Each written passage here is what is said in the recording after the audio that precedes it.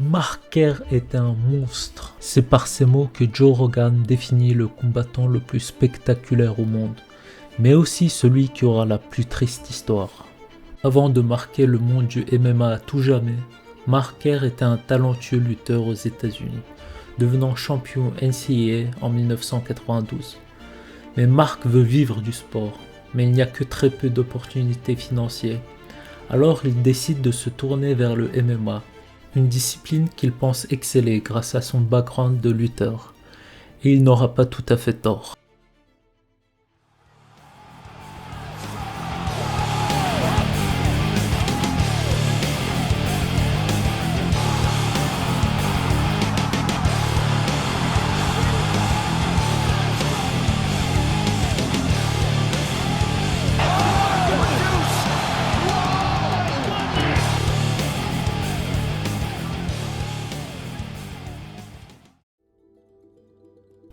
Mais voilà, dans l'ombre, Mark souffre. Ses entraînements acharnés causent des blessures sur chaque partie de son corps, ce qui l'oblige à prendre des antidouleurs.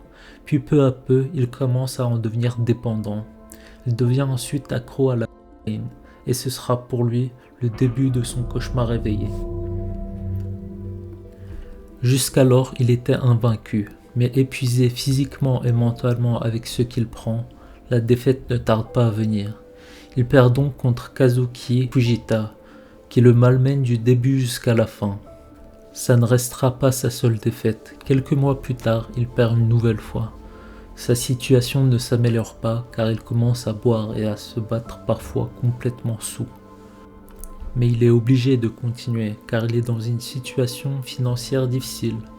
Ses primes, il les dépense sans compter dans des fêtes et produits en tout genre. Il essuie donc 4 échecs à la suite, mais parvient à gagner sur une décision jugée controversée. Cela reste toutefois un maigre espoir pour celui qui était habitué à complètement détruire ses adversaires. Une nouvelle défaite vient anéantir tout espoir. Mark Kerr est en dépression et a des réflexions sur sa vie et son futur. Autrefois considéré comme l'un des plus grands combattants au monde, il devient pour les organisations que comme un faire-valoir. Il est offert à des jeunes combattants pour augmenter leur popularité.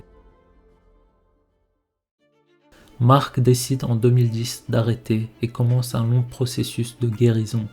Ce n'est pas facile, mais aujourd'hui il est sobre et vit une vie modeste.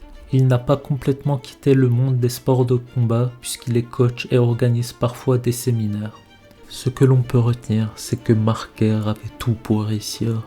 Mais ce qu'il ne savait pas, c'est que son principal combat était contre lui-même. Et ce sera le cas, malheureusement, de bien d'autres combattants.